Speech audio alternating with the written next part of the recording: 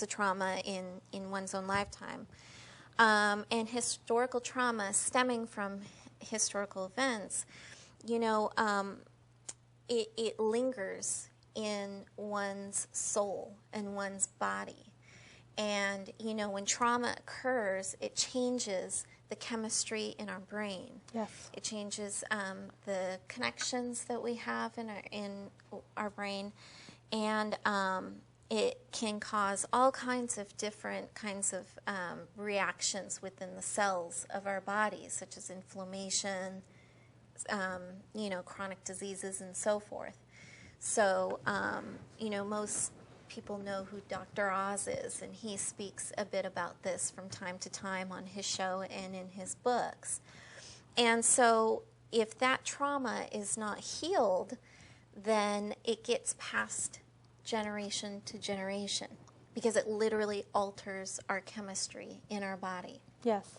And so we have not had a lot of opportunity to heal from the trauma, and a lot of the trauma continues to occur in all kinds of different ways.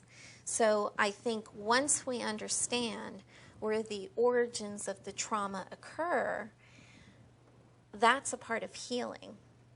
You know, the acknowledgement of what our different tribal nations have gone through. In each tribe, even within California, we all have different historical experience. And once Yes. you really learn what your own historical experience has been within your own tribe, it really is a step towards healing.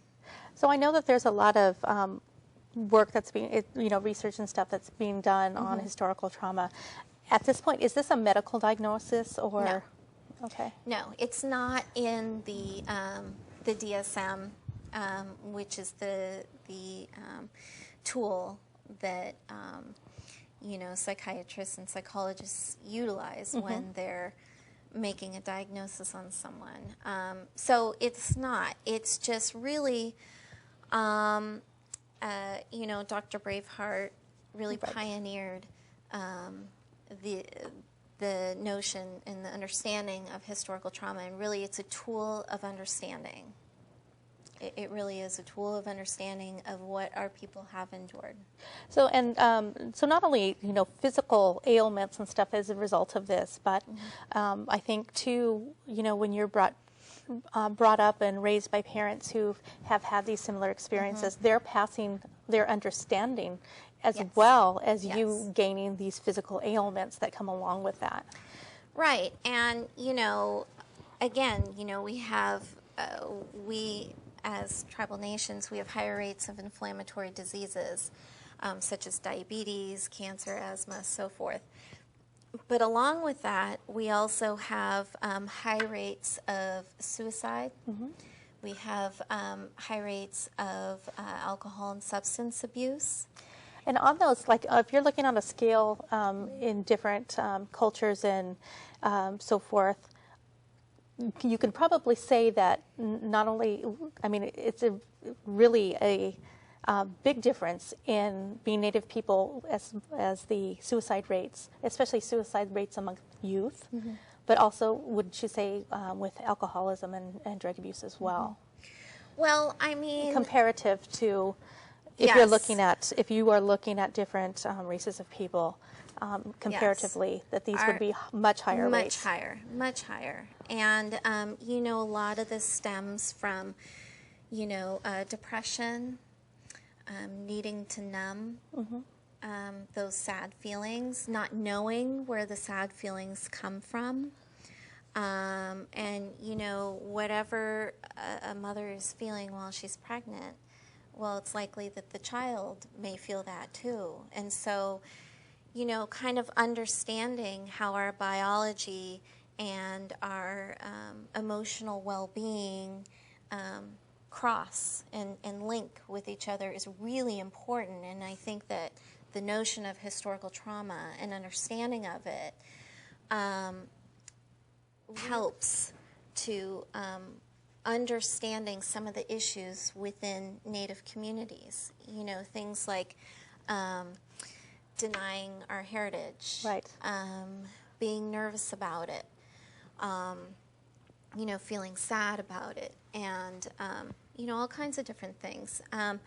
Now, some of the positive things that have, I think, have happened more recently is, you know, this returning to natural and traditional ways of our people.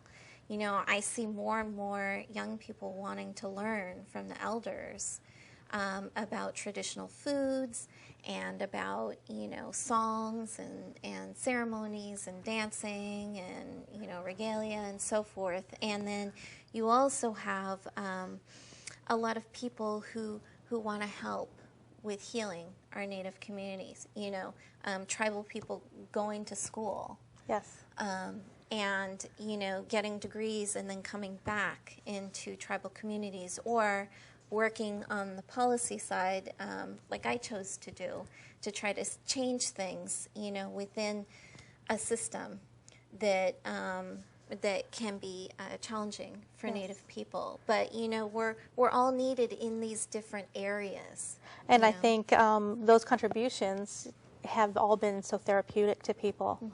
And the things that have happened with, especially with our youth, going back to working with some of our elders and learning their songs and their traditions, really there has been a huge impact on them abstaining from drugs and alcohol and these different things, because we're saying, you know, that's not who we were. Right.